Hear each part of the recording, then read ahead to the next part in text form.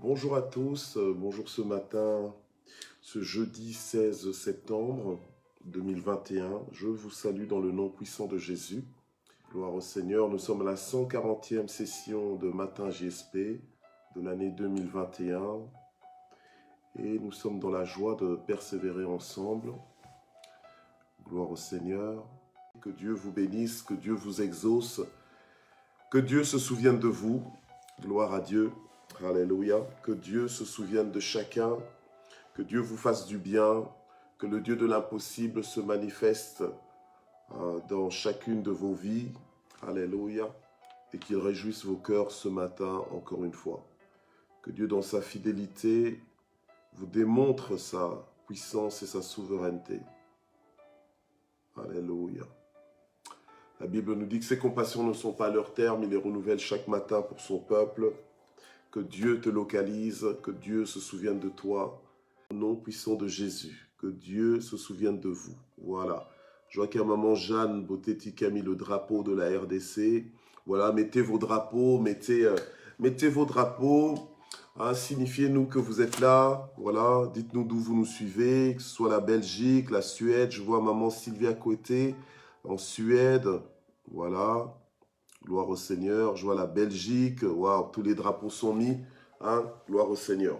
Donc voilà, on va faire l'œuvre d'un évangéliste, donc on va partager la plateforme, gloire au Seigneur, et on va identifier massivement tous nos amis, gloire à Dieu. Voilà, je vois l'Allemagne aussi, le drapeau de l'Allemagne, le drapeau du Luxembourg, le drapeau de la France, gloire au Seigneur. Les nations sont atteintes, je vois le drapeau des États-Unis, gloire au Seigneur. Amen. Voilà, comme ça encourage les uns et les autres. Voilà, même si c'est pas ton pays de résidence, mais que tu es pour l'instant, ben voilà, mets toujours le nom du pays. Ok, alors nous allons prier. Père, nous voulons te recommander ce moment entre tes mains. Nous te remercions pour le souffle de vie que tu nous donnes, la santé que tu nous donnes, la force que tu nous donnes, la persévérance, la détermination que tu nous donnes ce matin. Alléluia. Alors que nous nous retrouvons devant ta face pour rechercher ta face justement, pour connaître ta volonté et pour intercéder, nous connecter à toi, communier avec toi. Je prie que tu bénisses ce moment de façon extraordinaire. Il n'y a que toi pour rendre ce moment extraordinaire. Il n'y a que toi pour rendre ce moment surnaturel. Il n'y a que toi pour apporter cette dimension céleste et divine.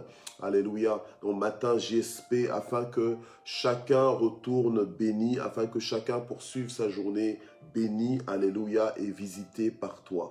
Seigneur, sans toi, nous ne pouvons rien faire et c'est ta présence qui fait la différence. Saint-Esprit, je prie que tu mettes tes mots dans ma bouche, que tu les oignes, que tu les rendes puissants, Seigneur, et que ces mots percutent dans notre esprit afin de nous faire grandir dans tes voies et que nous puissions réellement marcher en nouveauté de vie et que nous puissions t'honorer comme il se doit. Alléluia, gloire au Seigneur. Je prie aussi pour que pendant que nous écoutons ta parole, que tu accomplisses des prodiges, des miracles dans nos vies, Seigneur. Tu connais les besoins des uns et des autres. Je prie que tu puisses nous exaucer. Je prie que tu puisses nous visiter. Je prie que tu puisses faire ce que toi seul peux faire dans la vie d'un homme sur la terre. Au nom puissant de Jésus. Amen. Voilà. Merci Seigneur. Alors nous allons écouter une parole que j'ai intitulée ce matin, donc les hommes que Dieu exauce. Donc les hommes que Dieu exauce. Ah, ok, on est toujours dans le mois de l'honneur, on va parler d'honneur, mais je voudrais mettre l'accent sur la qualité ou bien la catégorie d'hommes et de femmes voire même des enfants, mais que Dieu exauce. Donc, j'ai pris le mot homme, donc en général. Donc, les hommes que Dieu exauce, la catégorie de personnes que Dieu exauce. C'est ce que nous allons voir ce matin. Et pour ça, nous allons ouvrir nos Bibles dans l'évangile de Jean, chapitre 9. Et on va commencer à partir du premier verset. D'accord? Donc, Jean, chapitre 9 au verset 1. Nous allons écouter un message qui est intitulé « Les hommes que Dieu exauce ». Parce que aujourd'hui, c'est la 140e session de Matin GSP pour l'année 2021, donc 140, vous imaginez. Alors, comment on a eu 140 sessions donc, depuis qu'on a commencé cette année, waouh. Merci Seigneur, félicitations à chacun, quelle persévérance, c'est juste merveilleux, amen.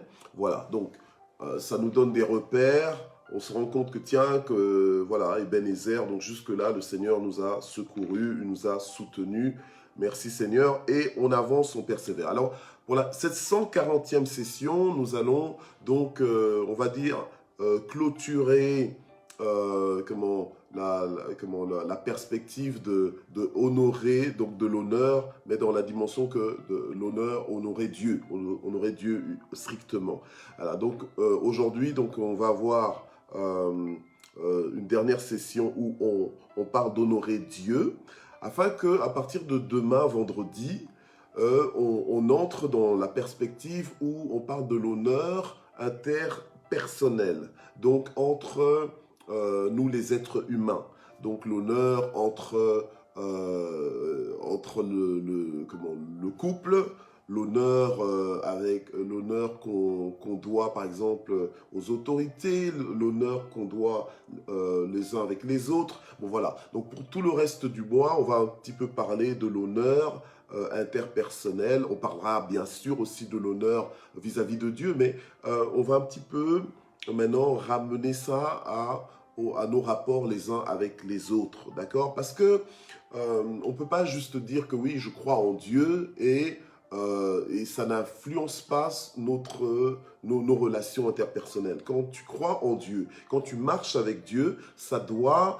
aussi influencer positivement tes rapports avec les uns et les autres, tes rapports avec la famille des enfants, donc des enfants de Dieu, mais aussi tes rapports avec les nations. Ok, voilà. Mais aujourd'hui, donc c'est une des dernières fois où on va vraiment strictement se focaliser sur l'honneur qu'on doit à Dieu. Et c'est pour ça que nous allons voir les hommes que Dieu exauce. Donc on est dans Jean chapitre 9. À partir du premier verset, la Bible nous dit ceci. Jésus vit en passant un homme, d'accord? Voilà. Jésus vit en passant un homme aveugle de naissance. Et ses disciples lui demandèrent, mais Rabbi, donc maître, qui a péché, lui ou ses parents, pour qu'il soit né aveugle? Ok. Alors, on nous montre ici que Jésus-Christ, le Fils de Dieu, Jésus, dont le nom veut dire sauveur, donc dont le nom évoque la délivrance, dont le nom évoque la solution, en fait, le secours, voilà, dont le nom évoque... Parce que quand tu rencontres du secours, quand tu rencontres... quand tu vis une solution, quand tu as une solution, quand tu vis une délivrance, c'est-à-dire qu'il y a un changement. Il y a un changement qui s'opère, il y a une nouvelle saison, il y a de nouvelles choses, donc il y a un shift qui se fait, comme on dit en anglais. Donc il y a vraiment un changement qui se fait. Donc Jésus... Voilà, Jésus a vu en passant, il a vu qui? Il a vu un aveugle de naissance. Alors, humainement parlant, il y a des situations que nous avons appris à considérer comme permanentes. Il y a des situations que nous avons appris à considérer comme « Oh, c'est comme ça, ça restera comme ça. C'est comme ça ne changera pas. » Tandis qu'il y a certaines situations où on a appris à accepter que ça peut changer. Voilà. Mais quand tu es en Christ, tu es une nouvelle créature. Donc les choses anciennes sont passées et toutes choses sont devenues nouvelles. Et dans les choses là qui sont devenues nouvelles, c'est un nouveau regard que tu as. C'est un nouveau regard que tu dois adopter et que tu dois exploiter. Donc voilà. Donc c'est une nouvelle façon d'aborder la vie que tu as et c'est une façon qui marche. Toutes ces choses nouvelles que nous sommes appelés à vivre en Christ, ce sont des choses qui fonctionnent. Voilà, ce sont des choses qui fonctionnent, donc tu dois marcher, tu dois vivre dans les évidences de ces choses. Donc tu dois aller vers ces choses et ne pas continuer de fonctionner selon les anciennes limitations, les anciennes frontières, d'accord? Voilà. Donc maintenant, tu as été appelé à vivre dans une dimension illimitée. une dimension surnaturelle, ok? Voilà. Alors, Jésus passe et il voit un homme aveugle de naissance. Donc, du coup, on se dit, bah, si on n'a jamais lu le texte, si on n'a jamais lu la suite de ce texte, on se dit, ah, il est aveugle de naissance, bon, il restera aveugle de naissance. Ce qui peut se passer pour lui, ce sont que des choses dans le sens que, tiens, on peut juste l'aider, mais on va peut-être pas aller jusqu'à le faire sortir de son aveuglement physique. Ok, à la limite, quand on se dit, bon, si c'est un aveuglement spirituel, on se dit, bon, ça peut encore être réglé. Pourquoi? Parce que on a quelque part appris à accepter que, ouais, telle chose peut changer, mais telle autre chose ne changera pas. Or, avec Dieu, tout est possible. Tout est possible, pas plus tard dans le ciel, mais tout est possible déjà ici sur la terre. Ok? Voilà. Alors, les disciples ont vu cet homme aveugle de naissance et au lieu on va dire, de déclencher le miracle, au lieu de penser qu'il peut y avoir miracle devant un tel cas, eh bien les disciples, ce qu'ils ont posé comme question au Seigneur, ils lui ont demandé, mais maître, mais enseignant, donc celui qui nous explique les choses, ok, celui qui nous montre la voie, eh bien, mais qui a péché, donc qui a désobéi, qui a outragé Dieu, d'accord? Est-ce que c'est aveugle ou bien ce sont ses parents pour qu'il soit justement né aveugle? Bon, voilà. Donc il se pose la question, il se dit, mais tiens, mais bon, attends, après quand tu écoutes bien la question, tu te dis, mais attends, ça veut dire quoi que pourquoi est-ce que vous demandez si c'est lui-même l'aveugle qui aurait péché pour qu'il soit né aveugle? Donc ça voudrait dire quoi? Qu'il aurait vécu avant de naître, qu'il aurait... Voilà. Donc c'est un peu bizarre, donc je crois qu'eux-mêmes ne comprenaient pas trop bien. Et puis finalement ils se disent, où est-ce que ce sont les parents qui ont péché au point que l'enfant naisse comme ça? Voilà. Mais ils posent la question, on la lit ensemble, ils disent, mais Rabbi, mais qui a péché? Lui ou ses parents? Pour qu'il naisse aveugle?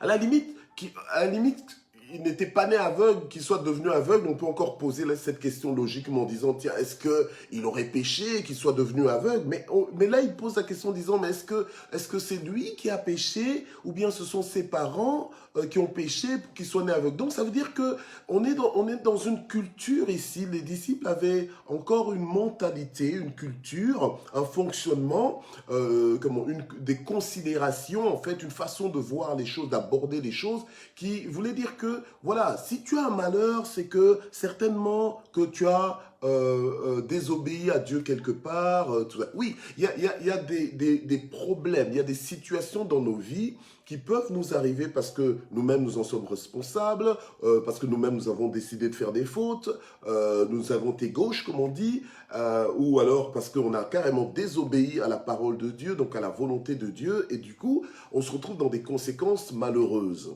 ou dans des conséquences bloquantes, dans des conséquences ralentissantes, dans des conséquences voilà, handicapantes, etc., etc. Voilà, ok? Mais là, Jésus va leur répondre en disant non, ce n'est pas que lui ou ses parents aient péché, mais c'est afin que les œuvres de Dieu soient manifestées en lui. C'est afin que les œuvres de Dieu soient manifestées en lui. Donc, il y a des circonstances dans lesquelles nous pouvons... Et suivez-moi bien, parce qu'on est toujours dans le mois de l'honneur. On va parler de l'honneur, mais bon, j'établis juste le contexte dans lequel comment on est ici dans ce texte, d'accord? Voilà, pour ne pas juste faire... prendre un texte en dehors de son contexte devient un prétexte. Voilà, donc tu peux faire dire au texte n'importe quoi, des choses en dehors de son contexte, juste parce que tu veux juste dire n'importe quoi. Or, quand tu prends le texte dans son contexte, alors maintenant, le texte, il va parler, il va t'enseigner comme Dieu voulait t'enseigner. Tu vas recevoir le message que Dieu veut te faire passer. Ok? Voilà, c'est pour ça que c'est important quand même de reprendre les versets dans leur contexte. C'est dans quelles circonstances, c'est à quel moment que telle chose a été dite, que tel enseignement a été donné. Voilà, donc ça a toute son importance. Ok? Voilà. Alors maintenant, Jésus explique que c'est afin que les œuvres de Dieu soient manifestées en lui.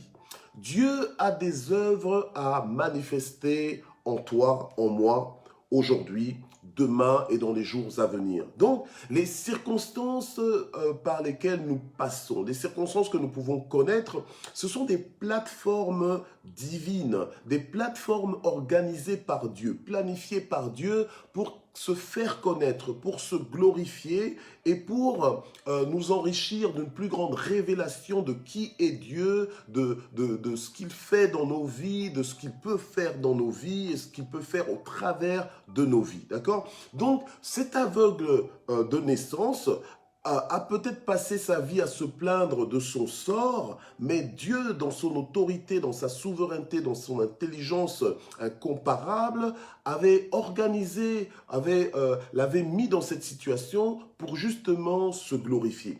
Nous avons vu la vie du prophète Samuel que sa mère avait demandé. Or, la Bible nous dit que Dieu lui-même avait rendu la maman de Samuel, donc Anne, stérile. Ce n'était pas le diable, mais c'était Dieu qui l'avait rendue stérile. C'est-à-dire que Dieu n'avait pas permis qu'elle ait des enfants avant le temps, avant qu'elle arrive à prier Dieu pour dire à Dieu, Seigneur, donne-moi un enfant et je vais t'honorer avec cet enfant. Donne-moi ce garçon et c'est avec ce garçon que je mettrai à ton service, que je vais t'honorer. D'accord? On est dans les hommes que Dieu exauce. Voilà. Et donc on va voir, mais quels sont ces gens-là que Dieu exauce? Alors, donc exauce, c'est-à-dire quels sont ces hommes à qui Dieu répond? Voilà. Quels sont ces hommes que quand ils parlent, Dieu répond? Voilà. Que Dieu agit en fait. Voilà. Dieu se lève pour agir.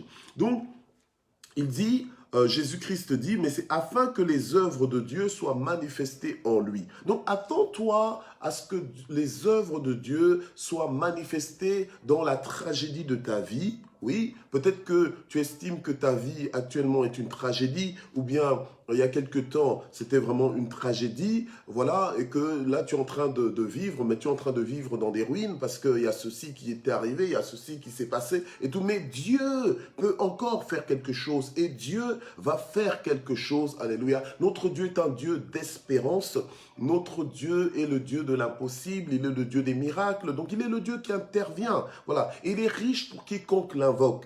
Maintenant, si tu crois, tu verras la gloire de Dieu. Est-ce que, en considérant ta vie, est-ce que tu peux croire que Dieu peut encore faire quelque chose? Voilà. Donc, n'estime pas que voilà, c'est comme ça restera toujours comme ça. Non. Nous sommes dans une dimension où nous marchons avec Dieu et Dieu peut toujours faire quelque chose. Il peut frayer un chemin là où il n'y a pas de chemin, ouvrir des portes qui ont toujours été fermées. Voilà, Dieu peut te montrer des choses que tu n'as jamais vues, mais qui étaient pourtant devant toi. Voilà, Dieu peut te faire réaliser des choses que tu ne réalisais pas en fait. Voilà. Donc Dieu peut aujourd'hui même, commencer à faire des choses nouvelles dans ta vie.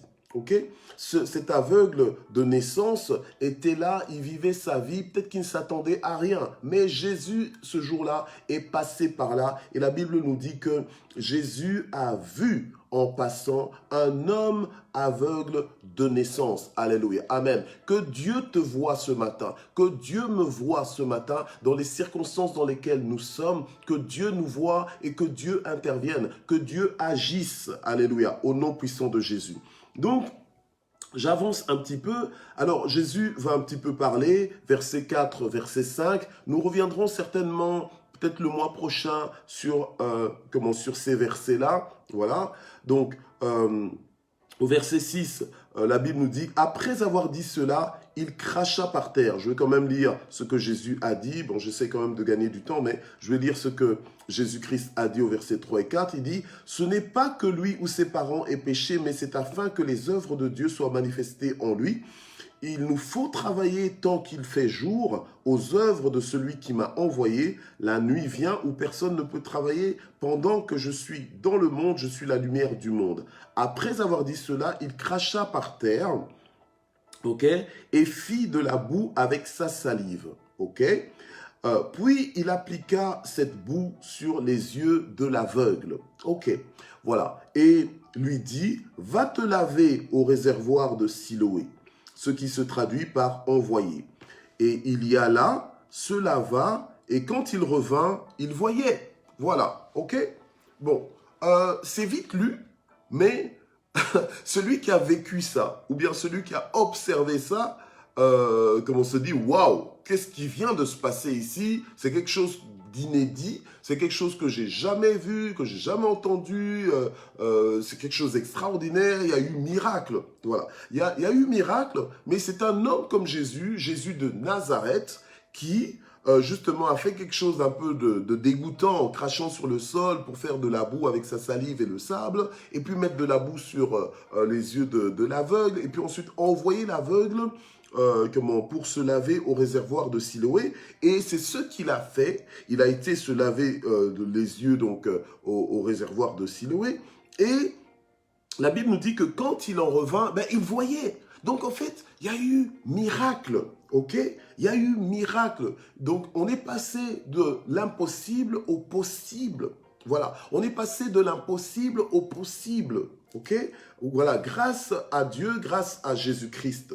Alors maintenant, la Bible nous dit au verset 8 que ses voisins et ceux qui auparavant avaient vu qu'il était un mendiant, il était mendiant un petit peu par, on va dire, voilà, par l'imitation, vu qu'il n'était pas comme tous les autres, il n'avait pas la vue, donc sa vie a été un petit peu réduite, il a été limité plus que la normale, d'accord? Donc il a fini par devenir aveugle. Maintenant, au jour d'aujourd'hui, ce n'est pas parce que tu es aveugle que tu dois finir mendiant, voilà. Ce n'est pas parce que tu n'as pas ceci, tu n'as pas vécu ceci ou cela, que tu dois te limiter même mentalement, non. Il y a des gens qui sont peut-être aveugles, mais qui conduisent des bienvoyants, donc des gens qui ont la vue. Voilà, qui dirigent des entreprises, qui dirigent des communautés de personnes qui voient. Donc, en fait, tu peux triompher même de ton handicap avant qu'il y ait,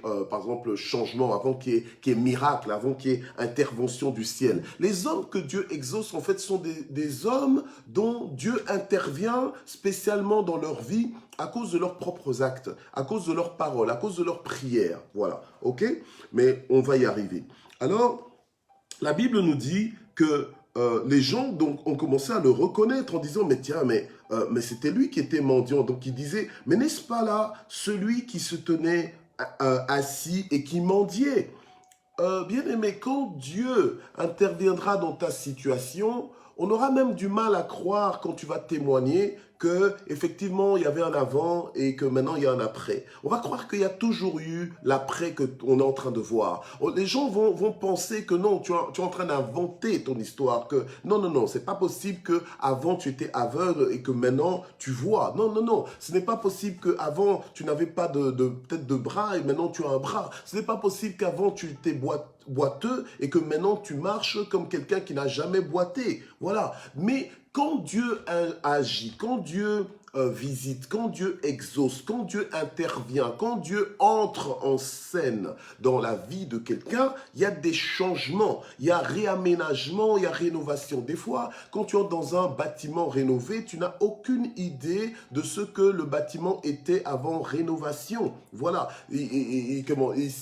C'est quand tu vois des photos, c'est quand tu vois des vidéos de l'avant que tu peux te dire « Waouh, eh bien, il y a eu fameuse transformation. » Tu vas même chercher à connaître mais qui est cet architecte, qui est ce décorateur intérieur, qui est ce corps de métier qui a travaillé à cette transformation. Voilà. Et c'est là que souvent les miracles que Dieu fait dans nos vies, les transformations, les changements que Dieu opère dans nos vies vont faire que ça va attirer l'attention de Dieu. Parce qu'ils vont dire, mais cette femme qu'on a toujours connue, désespérée dans l'échec, dans la médiocrité, dans dans les lamentations. Mais qu'est-ce qui s'est passé pour qu'aujourd'hui, elle soit célébrante, qu'elle soit, que ce soit une femme puissante, que ce soit une femme qui est relevée? Qu'est-ce qui s'est passé pour que cet homme qu'on a connu improductif, cet homme qu'on a connu errant, cet homme qu'on a connu sans objectif, perdu, désorienté, cet homme qu'on a connu bloqué, en fait, bloqué, donc tout ce qu'il essayait ne réussissait pas, mais tout d'un coup, les choses se sont débloquées, et voilà que cet homme est en train de prospérer, tout ce qui touche prospère, voilà que, mais qu'est-ce qui s'est passé? Qui a-t-il rencontré? Et donc ça pointe vers Dieu, et là, c'est là que l'homme, la femme va dire, mais non, en fait, je n'ai rien fait, c'est Dieu qui est intervenu, c'est Dieu qui a fait ça, c'est Jésus qui m'a sauvé, c'est Jésus qui m'a délivré, c'est Jésus qui est venu changer mes temps et mes circonstances. Alléluia. Amen. Gloire à Dieu. Alors ne viens pas, ne te connecte pas matin GSP juste pour dire Seigneur, donne-moi la force de supporter ça jusqu'au bout. Non, non, non, non, non. Tu viens pour dire au Seigneur, Seigneur, je sais que tu peux changer ça. Change ça, Seigneur. Change ça. Je ne veux pas continuer de vivre avec ça, mais par contre, je m'attends à un changement de ta part. Dieu des miracles. OK? Voilà.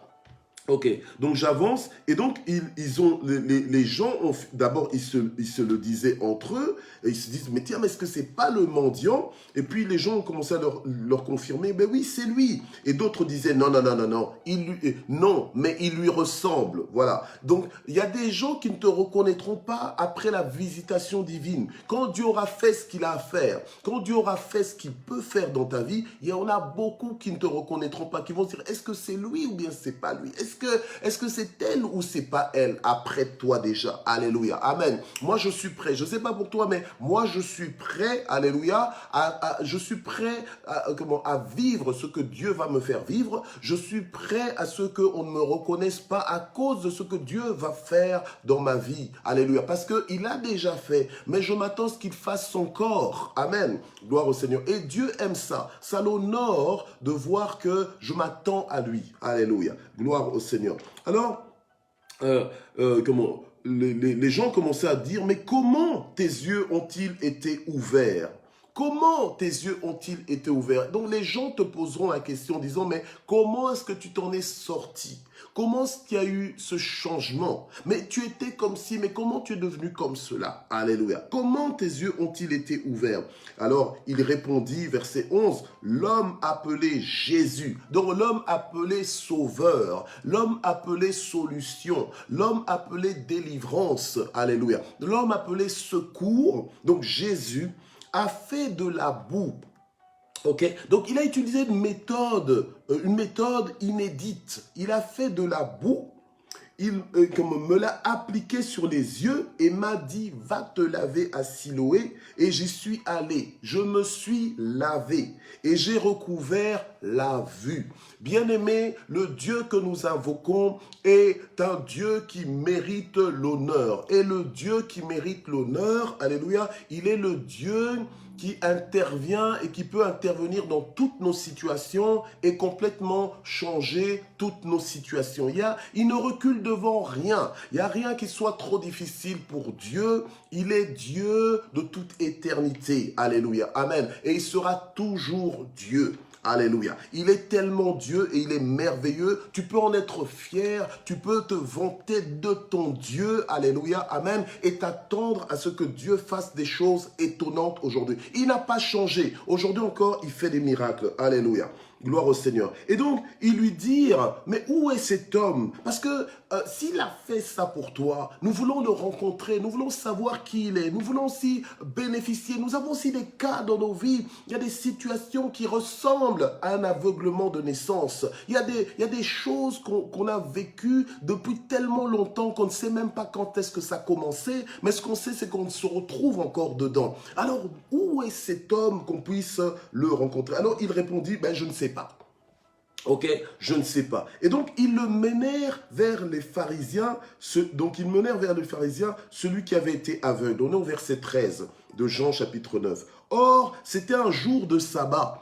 C'est un jour de sabbat, donc le jour de sabbat était respecté par le peuple de Dieu, donc les Juifs, ok, les Israélites. Donc ils respectaient le jour de sabbat et normalement ils n'étaient pas supposés faire des œuvres ou quoi que ce soit. Voilà. Mais ce jour-là, Jésus, donc, il a guéri l'aveugle de naissance, amen, voilà, et donc les gens ont emmené cet aveugle de naissance pour justement certifier le changement dans sa vie. Souvent, quand tu étais malade et que tu recevais une guérison, bien que maintenant tu étais guéri, souvent tu devais aller auprès des pharisiens pour que on puisse certifier que voilà, maintenant tu es en bonne santé, etc., ou qu'il y a eu miracle dans ta vie et tout, voilà. Donc, il emmène auprès des pharisiens, d'accord, et la Bible nous dit qu'à leur tour, les pharisiens lui demandèrent comment il avait recouvré la vue, ok, et il leur dit, il a mis de la boue sur mes yeux et je me suis lavé et je vois. Donc, en fait, ça paraît même bizarre parce que, allez, je veux dire, quand j'étais petit, quand j'étais plus jeune, j'ai joué comme vous et comme nous tous, on jouait au point que il fallait nous mettre des vêtements, on va dire des vêtements de jeu en fait, voilà. Parce que quand l'enfant, le petit là, le petit là, comme ça, que tu as bien lavé et puis habillé, quand il va sortir pour jouer, lui, il ne fait pas attention à ses vêtements. Hein. Lui, s'il doit se jeter dans la boue, eh ben, il se jette dans la boue à l'aise, quoi. Je me souviens encore récemment, enfin, il y a quelques années, j'emmenais mon fils, mon cadet, au football, et il y avait une flaque de boue donc, sur le terrain. Et tout d'un coup, mon fils court, il court et puis il se jette dans... Je me dis, mais c'est pas possible. Il s'est jeté littéralement dans la boue et ça l'amusait, quoi. Alors moi, évidemment, ça m'a aussi un peu amusé parce que je savais qu'il était de toute façon, il allait dans le foot, bon, il faut bien qu'il se défoule, mais se défouler à ce point, au point de se jeter dans la boue comme ça et tout, oui, il s'est jeté dans la boue. Mais après, quand il s'est lavé, ben il s'est lavé, et puis voilà, il s'est lavé, j'ai envie de dire, point barre, il s'est lavé, il est devenu propre. Mais là, tu as Jésus qui fait une masse de boue, qui applique ça sur les yeux d'un aveugle de naissance, il envoie l'aveugle de naissance se laver dans un endroit précis, et l'aveugle va se laver, et quand il se retrouve propre, en fait, même ses yeux s'ouvrent. Voilà, donc il y a eu miracle. Et donc, on lui demande, mais comment ça s'est passé? À la limite que tu me dises, ben tiens, j'étais chez un grand chirurgien, il m'a opéré, etc., etc. Non, là, c'est Jésus qui a utilisé une méthode auquel personne n'aurait pensé, et l'aveugle qui raconte, ben voilà, il a mis de la boue sur mes yeux, je me suis lavé et je vois. Ok. Alors, la Bible nous dit, sur quoi quelques-uns des pharisiens disaient, non, cet homme ne vient pas de Dieu. Donc, en fait, Jésus là ne vient pas de Dieu. Ils disent, non, cet homme ne vient pas de Dieu. Ça, c'est les pharisiens qui disent que Jésus ne vient pas de Dieu. C'est pas moi, c'est les pharisiens, d'accord? Voilà. Alors, cet homme ne vient pas de Dieu car il n'observe pas le sabbat. Donc, en fait, ils se sont dit, non. Ils n'ont même pas fait attention au surnaturel, donc à l'intervention divine, au miracle. Là, ils se sont dit, non. Il n'a pas respecté le sabbat. Il a accompli ce miracle en plein sabbat. Là, non. Cet homme ne vient pas de Dieu. OK? Alors, ils disent, il ne vient pas de Dieu car il n'observe pas le sabbat. Et d'autres disaient, mais comment un homme pécheur peut-il faire de tels miracles? Comment Jésus, un homme pécheur, donc un homme désobéissant à Dieu, un homme pécheur, c'est un homme qui désobéit souvent à Dieu, qui a l'habitude de désobéir à Dieu, ok? Comment un homme pécheur peut-il faire de tels miracles? Donc, c'est presque impensable, voilà, parce qu'ils savent que Dieu est saint, ils savaient des choses, alléluia, amen, que nous savons aussi, ok? Donc, la Bible nous dit qu'il y eut une division parmi eux, donc parmi les pharisiens, et ils dirent encore à l'aveugle, toi, que dis-tu de lui qu'il t'a ouvert les yeux? Il répondit, c'est un prophète. Donc c'est quelqu'un qui parle de la part de Dieu. C'est quelqu'un que Dieu utilise. C'est quelqu'un de loin. C'est quelqu'un de mis à part. Donc, l'aveugle a reconnu que Jésus était un prophète. Alors, les Juifs, donc les pharisiens, ne crurent pas qu'il avait été aveugle et qu'il avait recouvré la vue avant d'avoir appelé ses parents. Et donc, pour gagner du temps, je vais un petit peu résumer. Ils appellent les parents et les parents, ils ont répondu un petit peu, ils ont répondu pour confirmer qu'effectivement leur fils avait été né aveugle et que là, il a effectivement recouvert la vue et que, voilà. Alors les pharisiens ont voulu savoir, mais qui a fait ça? Qui a fait ce miracle? Et ils ont dit, bah attends, il est grand, donc il ne voulait pas s'engager pour ne pas être exclu de la synagogue, parce que être exclu de la synagogue, c'était être retiré du peuple de Dieu. Il ne voulait pas perdre ce privilège d'être membre agréé donc du peuple de Dieu. Et donc ils disent, ben voilà, il est assez âgé, interrogez-le vous-même. Et donc, c'est comme ça que les pharisiens, verset 24, vont redemander à l'ancien aveugle, donc qui n'est plus aveugle, donc on ne va plus l'appeler l'aveugle né de naissance, puisqu'il n'est plus aveugle, ok? Donc, au miraculeux, voilà, ou au miraculeux, oui, au miraculeux, voilà. Donc, ok? Donc, ils vont lui demander. Il appelle une seconde fois l'homme, donc la Bible dit l'homme qui avait été aveugle. Donc au départ, quand on le rencontre, on nous dit l'aveugle né de naissance. Après, on nous dit que c'est l'homme qui avait été aveugle. Ok. Et il lui dit, donne gloire à Dieu. Ok. Donne gloire à Dieu. Donc honore Dieu. Nous savons, nous, que cet homme est pécheur. Donc maintenant, il voulait que de la bouche de l'aveugle, que l'aveugle puisse en fait dénigrer, donc déshonorer Jésus, donc minimiser Jésus. Donc ils disent, nous savons que cet homme, donc que Jésus, est pécheur. Donc en fait, ils se détournent même du fait du miracle, mais maintenant leur préoccupation, c'est d'éteindre, d'étouffer l'honneur qui est dû à Jésus-Christ.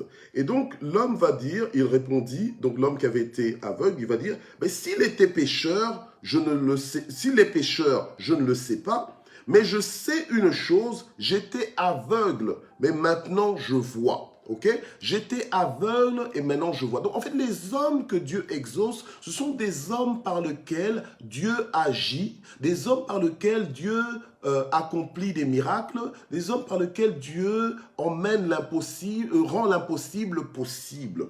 Ok, donc ce sont des hommes qui reçoivent des réponses célestes. D'accord, voilà. Ok. J'y arrive, on a encore quelques minutes, hein. D'accord, ok. Donc, il lui dit, mais que t'a-t-il fait? Comment t'a-t-il ouvert les yeux? Attends, j'ai presque envie de dire, mais allez, quoi, je viens déjà de vous le dire, qu'il a fait de la boue, qu'il a mis sur mes yeux, il m'a envoyé me laver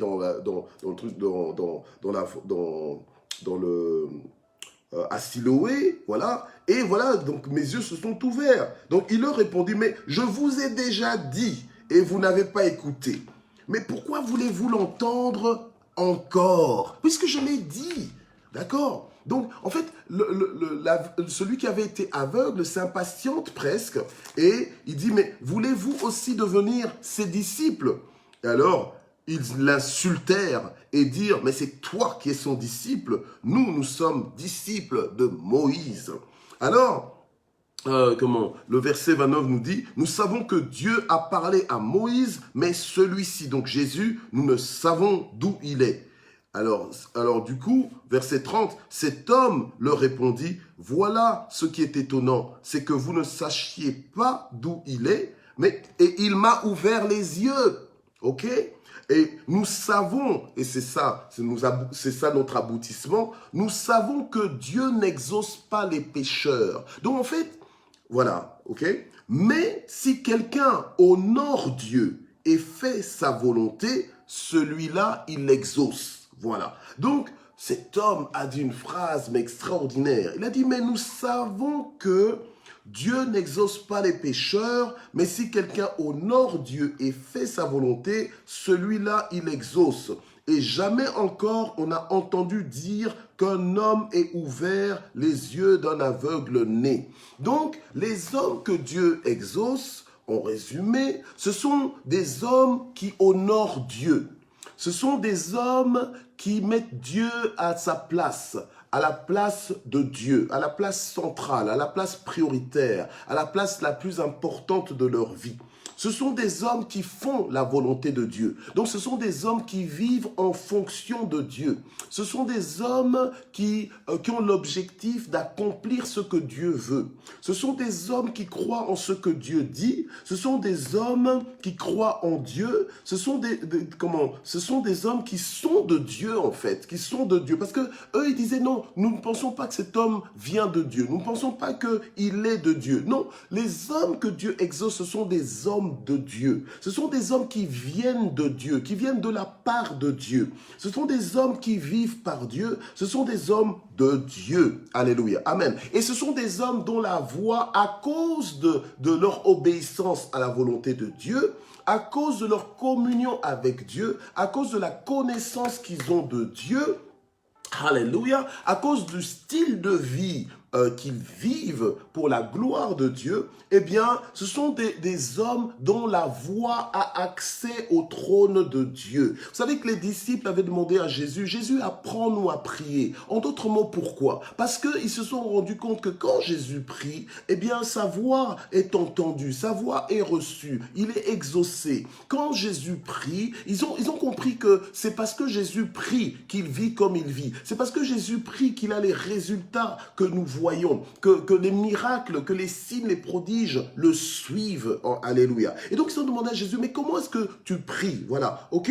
Alors ici, l'aveugle, celui qui était aveugle de naissance dit, nous savons que Dieu n'exauce pas les pécheurs. Or, Jésus-Christ ici, on ne l'a pas vu en train de prier.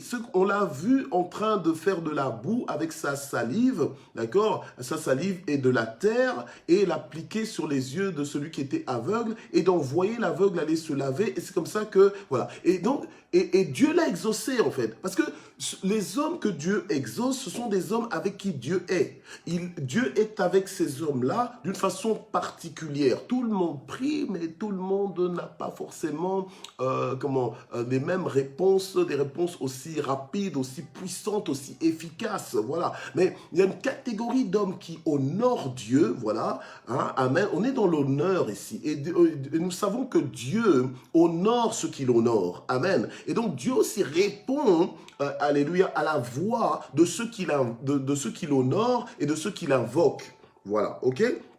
Amen. Donc, les hommes que Dieu exauce, ce sont des hommes dont la voix est reçue par le ciel, dont la voix est reconnue au ciel, ok? Voilà. En fait, le ciel les entend.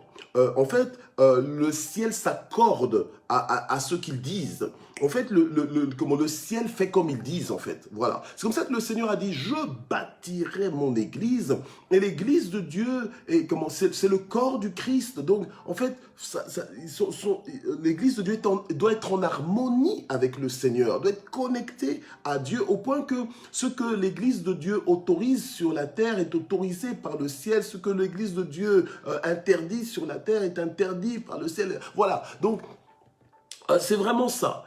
Et la Bible nous explique qu'il y a des choses, il y a des comportements, et on va le voir dans les jours qui viendront, il y a des comportements qui, à cause justement du déshonneur, il y a des comportements que l'on peut avoir sur la terre qui vont faire que ça va être considéré comme un obstacle à nos prières. Donc, un obstacle à ta prière, ça veut dire que ça bloque ta prière. C'est-à-dire que tu as beau parler, tu as beau vocaliser, mais rien ne se passe. Alléluia. Amen. Mais tandis que lorsque tu honores Dieu, alléluia, comme l'ancien aveugle a dit ici, eh bien, nous savons que Dieu n'exauce pas les pécheurs, mais si quelqu'un honore Dieu et fait sa volonté, celui-là, il exauce. Est-ce que tu veux être exaucé?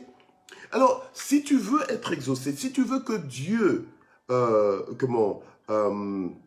t'accorde ta demande, si tu veux que Dieu réponde favorablement à ta demande, à ta prière, alléluia, à tes instances, à tes requêtes, eh bien, tu dois t'aligner à Dieu, tu dois apprendre à honorer Dieu en faisant sa volonté, en obéissant à sa parole, voilà, ok?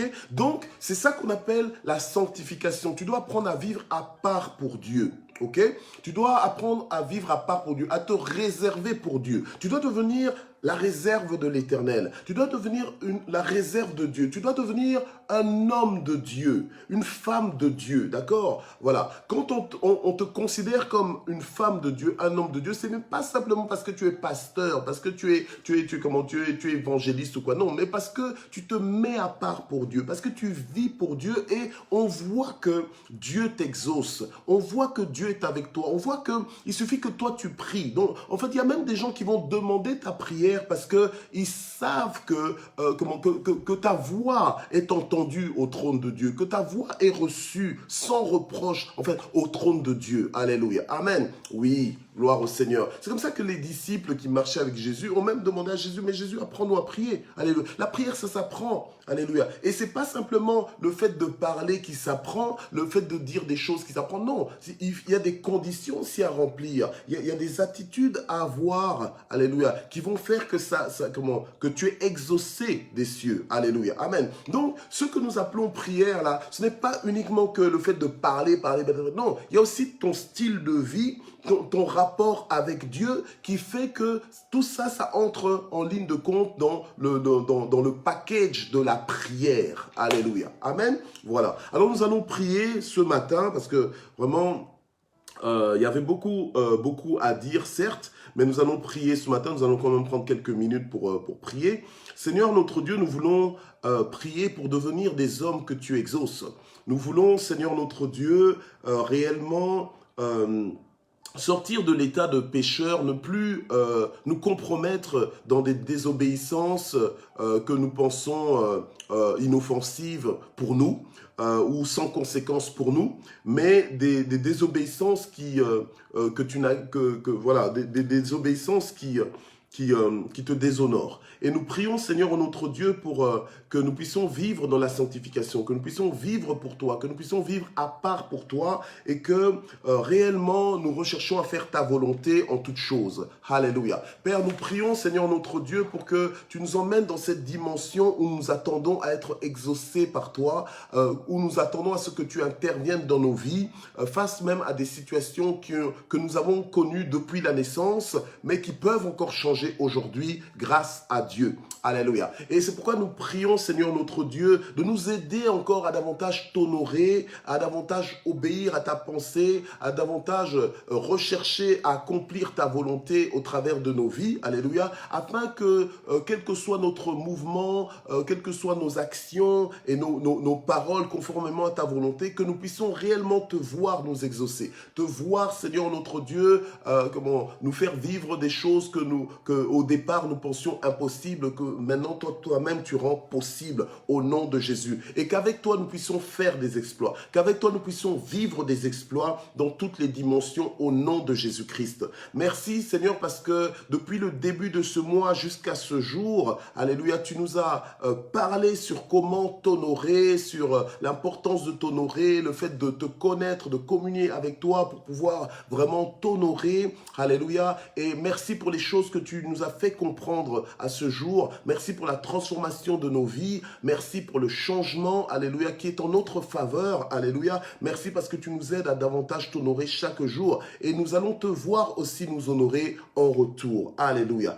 Que toute la gloire monte vers toi au nom puissant de Jésus. Que des hommes que des hommes d'honneur se lèvent. Que des hommes qui savent t'honorer se lèvent parmi les propriétaires de Matin JSP. Que des femmes, alléluia, alléluia, qui savent comment t'honorer, alléluia, puissent t'honorer davantage, alléluia, et que tu puisses les exaucer, alléluia, de façon extraordinaire, de façon extravagante, de façon scandaleuse et même peut-être même de façon, on va dire, soudaine, de façon brutale, de façon extraordinaire, alléluia, au point que les gens vont se poser des questions, au point que ça va devenir l'actualité, alléluia, de parmi toutes les actualités. Au nom puissant de Jésus-Christ, nous croyons que tu peux encore faire quelque chose et que tu vas faire quelque chose, alléluia. Alors ce matin encore, nous voulons recommander notre sort à l'Éternel. La Bible nous dit, recommande ton sort à l'Éternel et il agira. Recommande ton sort à l'Éternel et il agira. Bien-aimé, au lieu que de laisser cette montagne te faire de l'ombre, alléluia, tu peux ordonner à la montagne de se déplacer, nous dit la parole de Dieu. Si tu crois, rien ne te sera impossible. Ce matin, nous voulons bousculer les impossibilités de nos vies. Ce matin, nous voulons bousculer les choses qui ne changent, qui n'ont pas encore changé et qui devraient changer. Ce matin, nous voulons mettre mal à l'aise les choses qui nous mettaient mal à l'aise. Alléluia. Ce matin, nous voulons licencier toutes ces situations de nos vies. Alléluia. Oui, nous voulons les faire sortir de nos vies. Alléluia. Au nom puissant de Jésus. Alors tu vas prier parce que là où tu es, tu connais ton dossier. Là où tu es, tu connais ta vie, tu connais tes besoins. Alléluia. Alors commence à prier comme un homme que Dieu exauce. Alléluia. Parce que tu es en train d'honorer Dieu. Parce que tu es en train de faire sa volonté. Alors prie en toute légitimité. Entre dans la légitimité des hommes que Dieu exauce et attends-toi à grand. Attends-toi à ce que Dieu fasse.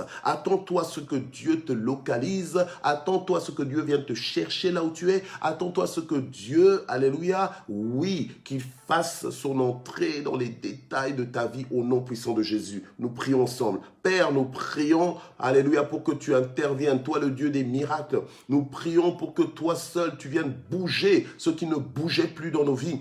Nous prions pour que toi seul, tu viennes changer ce qui n'avait pas l'intention de changer dans nos vies. Alléluia. Au nom de Jésus-Christ, nous prions, éternel notre Dieu, ce matin, alléluia, pour que tu te lèves, alléluia, et que tu nous étonnes encore, que l'on voit, Seigneur, ta main agir, que l'on te voit intervenir en notre faveur, au nom puissant de Jésus, que tu disposes favorablement à nos égards, même nos ennemis, dans le nom de Jésus-Christ, que tu confondes nos ennemis, que tu confondes nos impossibilités, dans le nom de Jésus, et que tu te glorifies. Alléluia. Et nous voulons remercier le Seigneur. Père, nous voulons te remercier pour ce matin GSP. Merci, Seigneur, pour ta parole qui est esprit et vie. Merci, Seigneur, notre Dieu, parce que tu es prêt à nous exaucer. Tu cherches même des hommes à exaucer. Alléluia. Et Seigneur notre Dieu, alors que nous t'honorons, Seigneur, tu vas encore nous honorer. Nous te disons merci. Merci pour ta parole. Merci pour le privilège de te connaître, pour le privilège de t'appartenir.